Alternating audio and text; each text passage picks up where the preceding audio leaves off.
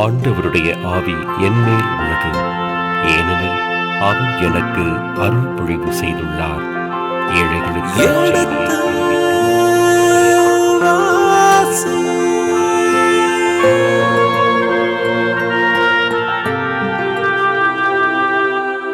எடுத்து வாசி.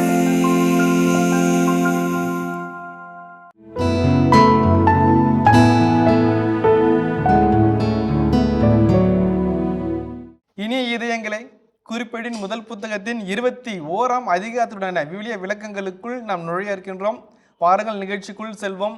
உங்கள் சார்பாக தந்தை அவர்களுக்கு வணக்கம் சொல்லி நிகழ்ச்சியை தொடங்குவோம். வணக்கம் தந்தை அவர்களே.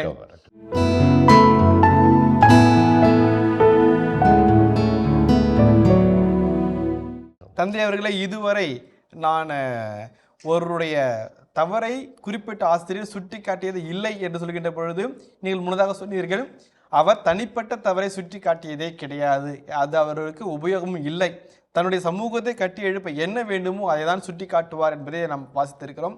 நீங்கள் அழகாக விளக்கங்கள் வழங்கியிருக்கிறீர்கள். அதன் பிரகாரம் தாவீது செய்த ஒரு சமூக பாவத்தை இன்று நாம் இந்த பகுதியில் வாசிக்க இருக்கின்றோம்.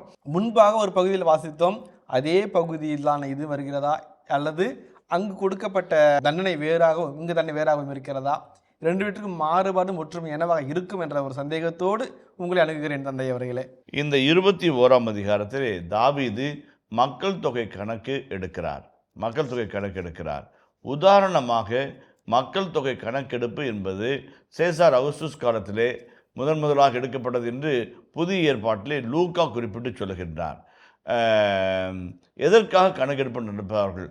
ஒன்று, மக்கள் தொகை எவ்வளவு இருக்கிறது என்பதற்காக அவர்களை மாகாணங்கள் வாரியாக பிரித்து அந்த மாகாணங்களுக்கான பாதுகாப்பு, போக்குவரத்து உள்ளிட்ட உட்கட்டமைப்பு வசதிகளை செய்து தருவதற்கு மக்கள் தொகை கணக்கெடுப்பார்கள். இன்னார் இந்த ஊரை சார்ந்தவர், இந்த மாகாணத்தை சார்ந்தவர். இரண்டாவது, வரி வாங்குவதற்காக இவ்வளோ 100 பேர் இருக்கிறாங்கன்னா 105 500 என்று 500 திராக்மாக்கள் வரி வசூலிப்பாங்க. மூன்றாவதாக மக்கள் தொகை கணக்கெடுப்பு எது என்றால், இத்தனை வயதுக்கு உட்பட்ட, இத்தனை வயதுக்கு கீழ்ப்பட்ட மனிதர்கள் இவ்வளோ பேர் இருக்கிறார்கள், இவர்களை படைக்கு சேர்க்கலாம் என்பதற்கான படை திரளுக்காக கணக்கெடுப்பு நடத்துவார்கள். இப்படிப்பட்ட 3 நிகழ்வுகளுக்காகத்தான் கணக்கெடுப்பு நடத்தப்பட்டது.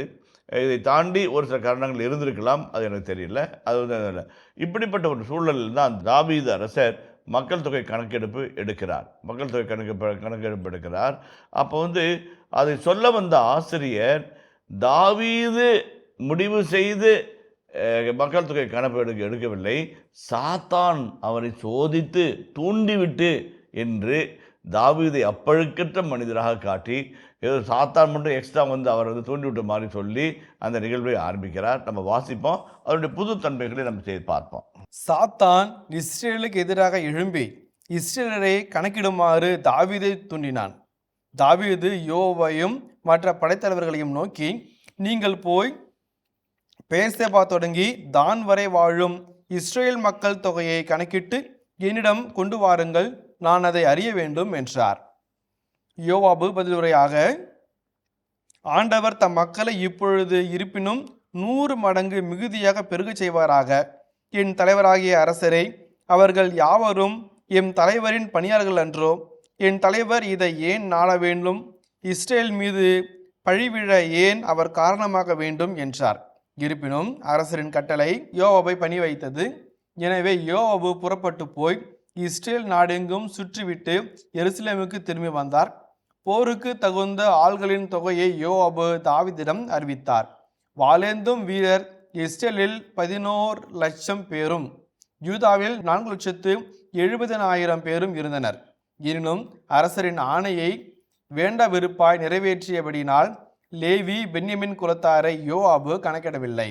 சாத்தான் தாவீதை தூண்டுகிறான், மக்களையும் தூண்டுகிறான். மக்கள் தொகை கணக்கெடுக்க தூண்டுதல் நடைபெறுகிறது. இப்போ சாத்தானை பற்றி நாம் பேசும்போது சாத்தானா என்று வார்த்தை வருகிறது. கிரேக்க மொழியிலும் சேட்டன் அல்லது சாத்தானா என்று வார்த்தை வருகிறது. இந்த சாத்தானுடைய அடிப்படை குணமே என்னவென்றால் சோதிப்பார். இப்போ கிரேக்க மொழியிலே லூக்கா எழுதின நற்செய்தி சோதிக்கும் காட்சியிலே பெயராஸ்மோஸ் என்ற வார்த்தை பயன்படுத்தப்படுகிறது. பெயராஸ்மோஸ் என்று சொன்னால் சோதிப்பவன் இயேசுவை நோக்கி சொன்னான் என்று மொழிபெயர்ப்பு செய்கிறார்கள். அந்த வகையில் பார்க்கின்ற பொழுது இது ஒரு சோதனையாக இருக்கிறது, சாத்தானின் ஒரு சூழ்ச்சியாக இருக்கிறது. தாவீது அதில் விழுந்து விட்டார். விழுந்துவிட்டு என்ன செய்கிறார்? தான் முதல் பெயர்ஷெபா வரை நீ சென்று மக்கள் தொகை கணக்கெடுப்பு செய் என்று சொல்கிறார்.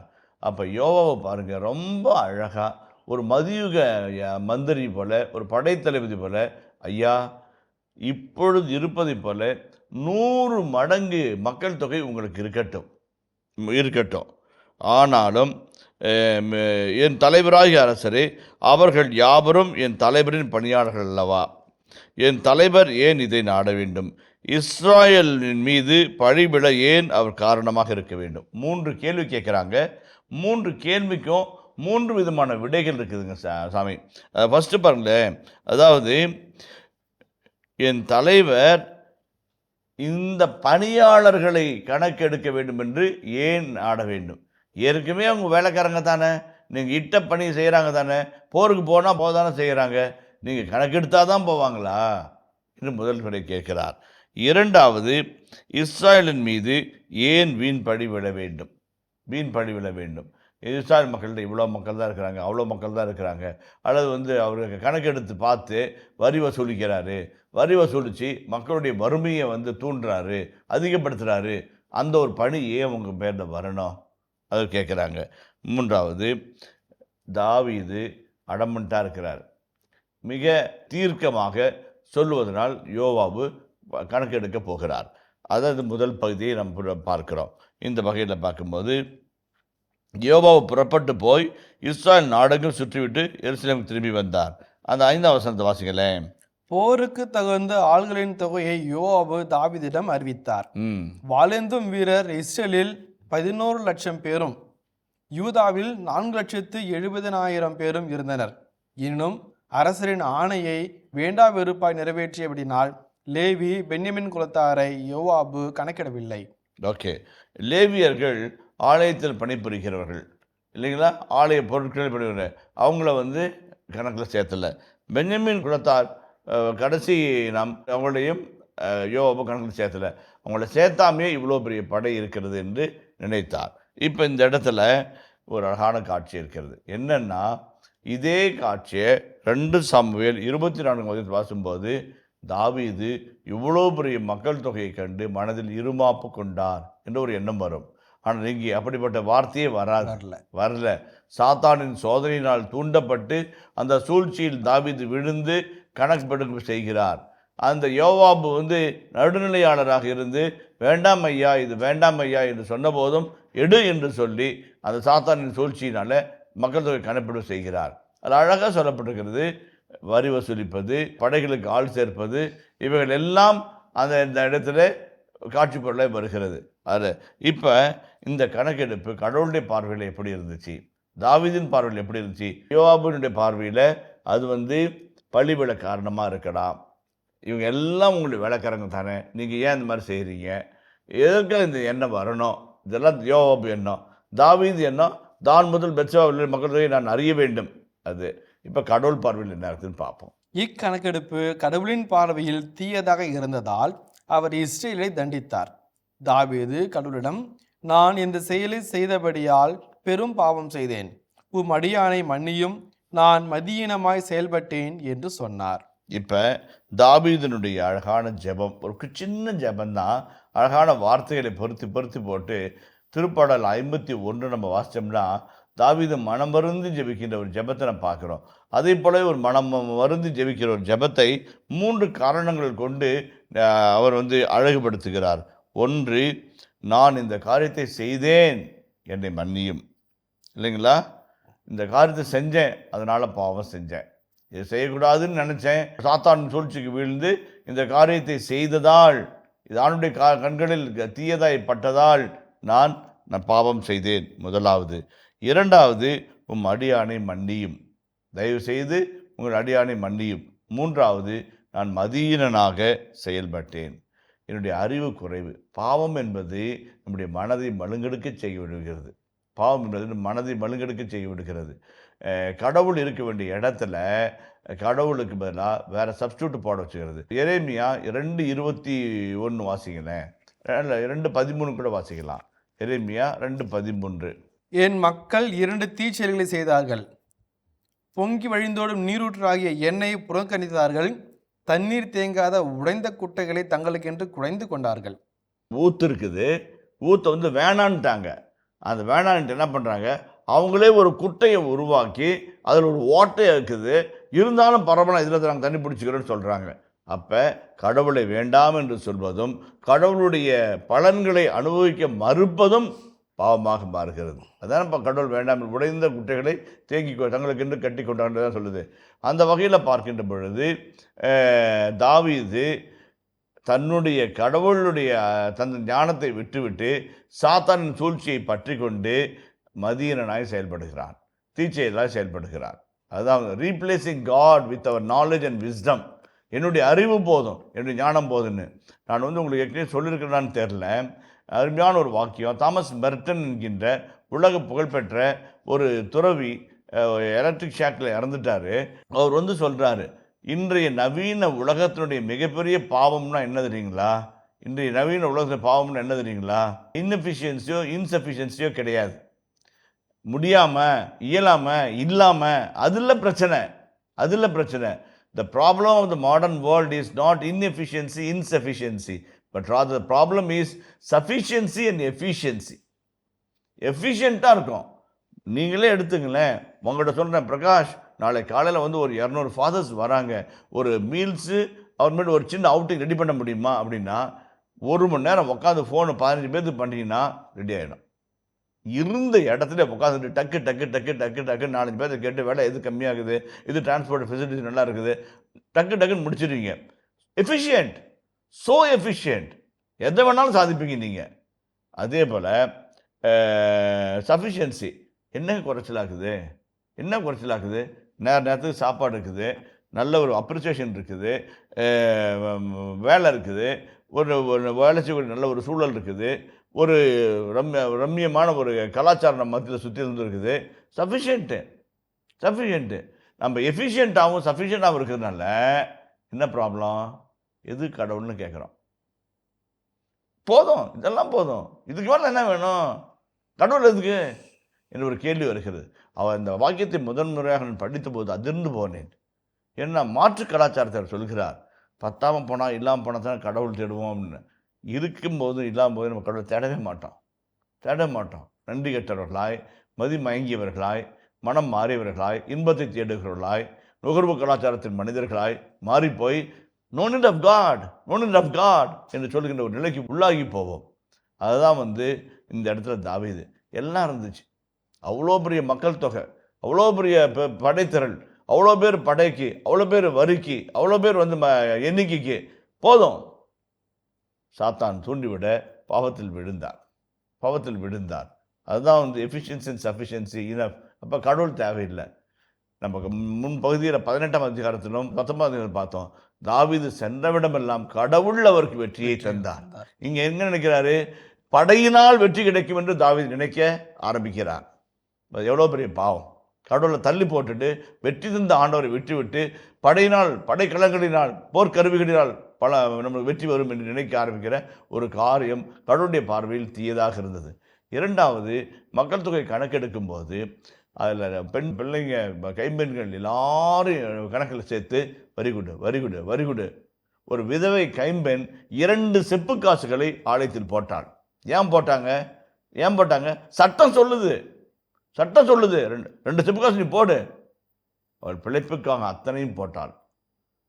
மனமுந்து போட்டாள் என்று சொல்லலாம், ஓகே. ஆனால் சட்டம் சொல்வதால் தானே அந்த ஒரு கட்டாய நிலை வருகிறது. அப்போ அந்த வரி வசூலிப்பு என்பது மிகப்பெரிய கொடூரமான ஆபத்துக்களையும் விபத்துக்களையும் அசம்பாவிதங்களை மக்களுடைய வாழ்க்கையில் நிகழ்த்தும். வறிய மக்களை இன்னும் வரிகளாய் மாற்ற செய்யும், கடுமையான தண்டனைக்கு உள்ளாக்கும், வரி கொடுக்க முடியாதவர்களை அடித்து தும்சம் செய்ய சூழல் உருவாகும். அதனால தான் கடவுளுடைய பார்வையில் தீயதாக இருந்தது. அதான் ரொம்ப முக்கியம் சாமி, ரொம்ப முக்கியமானது. உங்கள் பார்வையில் நல்லா இருந்தாவோ, என் பார்வையில் நல்லா இருந்தாவோ, அவங்க பார்வையில் நல்லா இருந்தோ முக்கியம் கிடையாது. ஆண்டுடைய பார்வையில் அது எப்படி இருக்குது அதுதான் முக்கியம். ஆண்டுடைய பார்வையில் சரி என்றால் செய், துணிந்து செய். இல்லை என்றால் யோசித்து செய். தான் முக்கியம். கணக்கெடுப்பு கடவுளின் பார்வையில் தீயதாக இருந்தால் அவர் இஸ்ராயலை தண்டித்தார். தாவீது கடவுளிடம் நான் இந்த செயலை செய்தபடியால் பெரும் பாவம் செய்தேன் என்கிறார். அதான் சொல்லுவாங்க, சின் வந்து ஹட்டா, எபிரேய மொழியில ஹட்டா, ஹட்டா கடோல் கதோலா, கதோலா, உனக்கு மிகப்பெரிய பாவம் செய்தேன், ஆண்டவரே நீ மன்னியும் என்று சொல்லி அவர் கதறுகிறார். நான் மிகப்பெரிய பாவம் செய்தார். இரண்டாவது பாருங்க, அடியானை மன்னியும். ரொம்ப அழகாக சரண்டர் ஆகிறார். ஐயோ தெரியாமல் பண்ணிட்டேன், என்னை மன்னிச்சிருங்க ஐயா என்பது. நொறுங்கிய தாழ்வுற்ற உள்ளத்தை இறைவா நீர் ஒருபோதும் புறக்கணிப்பது கிடையாது. அதேமாதிரி மதியினாய் செயல்பட்டேன். அறிவினுடைய தன்மையை மறந்து யோசிக்காமல், பகுத்தறிவை பயன்படுத்தாமல், காரணக்காரங்களை யோசித்து பார்க்காம மதியீனனாய் நான் செயல்பட்டேன் என்று சொல்கிறார். அடுத்த வசனத்தை வாசிப்போமே. அப்போது தாவீதுக்கு திருக்காட்சியாளராயிருந்த காத்திடம் ஆண்டவர் கூறியது, நீ தாவீதிடம் சென்று ஆண்டவர் கூறுவது இதுவே, நான் 3 காரியங்களை உனக்கு முன் வைக்கிறேன், அவற்றில் ஒன்றை நீ தேர்ந்து கொள், அவ்வாறே நான் உனக்கு செய்வேன் என்று சொல் என்றார். காத்து தாவீதிடம் சென்று ஆண்டவர் கூறுவது இதுவே, நீயே தேர்ந்து கொள், 3 ஆண்டு பஞ்சமா, உன் எதிரிகளின் வாளுக்கு அஞ்சி 3 மாதம் அவர்கள் முன் ஓடுவதா, இஸ்ரேல் நாடெங்கும் சாவு உண்டாகும்படி ஆண்டவரின் தூதர் 3 நாள்கள் நாட்டில் வரவிருக்கும் ஆண்டவரின் வாளான கொள்ளை நோயா? இப்போது என்னை அனுப்பியவருக்கு பதிலளிக்குமாறு உன் முடிவை கூறும் என்றார். ஓகே, இப்போ 3 செய்திகளாக சொல்கிறாரு. 3 ஆண்டு பஞ்சம், 3 மாத பஞ்சம், 3 நாட்கள். அழகாக பாருங்கள், 3 ஆண்டு 3 மாதம் 3 நாட்கள், டைம் கேப்பு. 3 ஆண்டுகள் பஞ்சம், 3 மாதங்கள் எதிரினுடைய பாலுக்கு தப்பி ஓடுதல், அல்லது 3 நாட்களுடைய கொள்ளை நோய். அப்போ தாவீது சேர்ந்து இப்போ நினைக்கிறாரு, ஒரு அழகான ஒரு செய்தியை சொல்கிறாரு. 13 வசனத்தில் பாருங்களேன். தாவீது காத்தை நோக்கி, நான் மிகவும் இக்கட்டான சூழ்நிலையில் உள்ளேன், ஆண்டவரது கையில் நான் வீழ்வேனாக, ஏனெனில் அவரது இரக்கம் மிகவும் பெரிது, மனிதர் கையில் நான் விழ வேண்டாம் என்றார். இப்போ பாருங்க, ஆண்டவர் கையில் விழுவேனாக. எவ்வளோ அழகான ஒரு வார்த்தை பாருங்க. நான் தப்பு பண்ணிட்டேன், மதியினாக நடந்துக்கிட்டேன், பெரும் பாவம் செய்து கொண்டேன் என்று சொல்கிற தாவீது தண்டனை என்று வரும்போது நான் ஆண்டவரின் கரங்களில் விழுவேனாக, மனிதனின் கரங்களில் விழுவதை விட ஆண்டவரின் கரங்களில் விழுவது மேல் என்று சொல்கிறார். ரெண்டாவது ரொம்ப அழகான வார்த்தை, ஆண்டவரின் இரக்கம், ஏனெனில் ஆண்டவரது இரக்கம் பெரியது. ஆண்டவரின் இரக்கம் பெரியது. அந்த அவ்வளவு இக்கட்டான ஒரு சூழலிலும், தண்டனையை தேர்ந்தெடுக்கும் நேரத்திலும் கடவுள் ஒருவேளை அவர் இரக்கமாக இருப்பார், தயகூர்ந்து என்னை மன்னிப்பார், தயகூர்ந்து என்னை ஏற்றுக்கொள்வார், எனக்கு தேவையான உதவிகளை அவர் செய்யக்கூடும் என்ற ஒரு நம்பிக்கை வைக்கிறது தான் தாவீதுடைய நல்ல மனதை சுட்டி காட்டுகிறது. அடுத்த வசனத்தை வாசிப்போமே. எனவே ஆண்டவர் இஸ்ரேலின் மேல் கொள்ளை நோயை அனுப்பினார், அதனால் இஸ்ரேலோர் 70,000 பேர் மாண்டனர். பின்னர் எருசலேமை அழிக்க கடவுள் ஒரு தூதரை அனுப்பினார். எனினும் அவர் அவ்வாறு அழிக்கும்போது ஆண்டவர் அந்த தீங்கை பார்த்து மனம் வருந்தி அழித்து கொண்டிருந்த தூதரை பார்த்து, போதும், உடனே நிறுத்து என்று கட்டளையிட்டார். அப்பொழுது ஆண்டவரின் தூதர் எபூசியனான ஓர்னானின் களத்தருகில் நின்று கொண்டிருந்தார். தாவீது தம் கண்களை உயர்த்திய போது ஆண்டவரின் தூதர் மண்ணுலகுக்கும் விண்ணுலகுக்கும் நடுவே உருவிய வாளை தம் கையில் பிடித்து அதை எருசலேம் மீது நீட்டிக் கொண்டிருக்க கண்டார். அப்போது தாவீதும் பெரியோர்களும் சாக்கு உடை உடுத்தி முகம் குப்புற விழுந்தார்கள். தாவீது கடவுளை நோக்கி, மக்களை கணக்கிடச் சொன்னவன் நான் அல்லனோ? நானே குற்றவாளி, நானே தீமை செய்தேன். இந்த ஆடுகள் என்ன செய்தன? என் கடவுளாகிய ஆண்டவரே, உமது கை எனக்கும் என் தந்தையின் வீட்டாருக்கும் எதிராக இருக்கட்டும், கொள்ளை நோய் மக்களிடமிருந்து விலகட்டும் என்று வேண்டினார். ஓகே, ரொம்ப அழகான ஒரு பகுதியாக இருக்குது, மனிதனை மிகுந்த பகுதியாக இருக்கிறது. இதே பகுதியை வரலாற்று நூட்களில் நம்ம படித்தோம். அந்த அவ்வளவுக்கு ஹார்ட் டச்சிங்காக இல்லை. அவர் இதயத்தை அப்படி இதமாக வருடுகிற ஒரு அழகான ஒரு வர்ணனை இந்த இடத்துல நம்ம பார்க்குறோம். தாவீதினுடைய ஜெபம் ரொம்ப அழகான ஜெபம். அதுக்கப்புறம் அவருடைய தீர்மானம், மனிதரின் கரங்களில் விழுவதை விட ஆண்டவரின் கரங்களில் விழுவதை மேல், நான் ஆண்டவரின் கரங்களில் விழுவேனாக, ஏனெனில் அவருடைய இரக்கம் பெரியது அப்படின்னு சொல்லிட்டு மனிதர் கரங்களில் விழ வேண்டாம் என்று அவர் முடிவெடுக்கிறார். அப்போ 3 நாட்கள் கொள்ளை நோய்க்கு அவர் தேர்ந்தெடுக்கும் போது 3 நாட்களுக்குள்ள 70,000 பேர் இறந்துட்டாங்க. என்ன சொன்னார் தாவீது? ஆண்டுடைய இரக்கம் பெரியதுன்னாரு. அதே மாதிரி 70,000 பேர் இறந்த உடனே ஆண்டுடைய தூதர் வாளேந்தி எருசலேம் பக்கம் வரும்போதோ மக்கள் பக்கம் நிற்கும் போதோ ஆண்டவர் பார்த்து மனம் வருந்தி தாம் செய்த அங்கே நடந்த தீங்கை குறித்து மனம் வருந்தி உடனே சொல்றார், போதும் நிறுத்து, ஸ்டாப் இட். நாம் எவ்வளோ கடவுள் இறக்கமுள்ளவராக இருந்தாக்க அப்படி இறங்கி போய் என் ஜனங்க, என் மக்கள், என் அரசன், என் மகன், நான் அவனுடைய பிள்ளைகள் அடிப்பேனா, போதும் நிறுத்து என்று அழகாக சொல்லுகிறார். ரொம்ப அழகாக சொல்லுகிறார். அதில் இன்னொரு காட்சி என்னன்னாக்க, எந்த கரம் அடிக்கிறோம் அந்த கரம் அணைக்கும் என்று சொல்வார்கள். அந்த அணைக்கின்ற கரத்தையும் நம்ம என்னுடைய கரங்களிலே நம்ம பார்க்குறோம். தீங்கை பார்த்து மனம் வருந்தி அழித்து கொண்டு தூரி பார்த்து உடனே நிறுத்து என்று கட்டளையிட்டார். அது போதும், உடனே நிறுத்து, போதும், இனஃப் என்று சொல்கிறது. அந்த வார்த்தை இந்த இடத்துல மிக முக்கியமான வாக்கியமாக வருகிறது. இப்போ கடவுள் அடிப்படையில் நம்மை தண்டிக்கும் கடவுள் அல்ல. தண்டனை என்பது கடவுளின் பக்கத்திலிருந்து வருவதில்லை. நாம் செய்த பாவத்தின் விளைவாக நம் மீது வருகின்ற விளைவு தான் அந்த வழிய கடவுள் தண்டிச்சிட்டாரு, கடவுள் அடிச்சிட்டாரு, கடவுள் நொறுக்கிட்டாரு. சின்ன தண்டனைக்கு சின்ன தப்புக்கு சின்ன தண்டனை, பெரிய தண்டனைக்கு பெரிய தப்புக்கு பெரிய தண்டனை, அப்படி தராசு போட்டு பார்த்து இது பண்ணிட்டு கடவுள் அல்ல. நாம் செய்த தவற்றுக்கு உப்பை தின்னவன் தண்ணியை குடிச்சாகணும், தப்பை பண்ணவன் தண்டனை அனுபவிச்சாகணும். கடவுள் நீதி உள்ளவர், இரக்கமும் உள்ளவர். அந்த நீதியின் பிரகாரம் நாம் எதை சந்திக்க வேண்டுமோ அதை சந்திப்போம். அந்த வகையில் பார்க்கின்ற பொழுது கடவுள் 3 நாட்களினுடைய கொள்ளை நோயை அனுபவிக்கும் பொழுது ஏற்றுக்கொண்டார் தாவீது. ஆனால் 70,000 பேர் இறந்தவுடனேயே கடவுள் தம் மனதை மாற்றி மனம் வருந்தி நிறுத்தச் சொல்கிறார். அந்த கடவுளுடைய இரக்கத்தை நாம் நினைத்து பார்த்து மகிழ்ச்சி அடைய வேண்டும், கடவுள் நன்றி சொல்ல வேண்டும். அதுக்கு அடுத்தபடியாக பார்த்தா அடுத்தது ஒரு பலிப்பீடத்தை ஏற்படுத்த சொல்லி போகிறாங்க. அதுக்காக தான் பார்க்குறேன், ஒரு பெரிய வானத்தோர் விண்ணுக்கும் மண்ணுக்கும் இடையே நின்று கொண்டு ஒரு பெரிய வாளேந்தி எருசலேமை நோக்கி நீட்டி கொண்டிருக்கிறார்.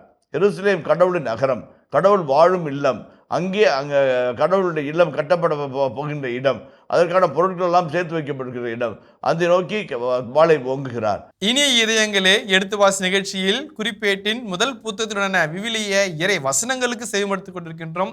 இதன் தொடர்ச்சியை மீண்டும் அடுத்த பகுதியில் தொடர்வோம். அதுவரை இணைந்திருங்கள். இயேசுவுக்கே புகழ், இயேசுவுக்கே நன்றி, மரியே வாழ்க. கேட்பேன், சின்ன குழந்தை கேட்கும், நீங்கள் கேட்பீங்க, நான் கேட்பேன். அப்போ கேட்கும்போது ஆசிரியர் கரெக்டாக பதில் அவரே சொல்கிறார். அந்த கேள்வி வரும்போது பதில் சொல்லும்போது, நான் தானே மக்கள் தொகை கணக்கெடுக்க வச்சேன், என் வீட்டாரை தண்டிங்கள், மக்களை விட்டு விடுங்கள் என்றார். அவர் வார்த்தை பயன்படுத்தார், இந்த ஆடுகள் என்ன செய்தன.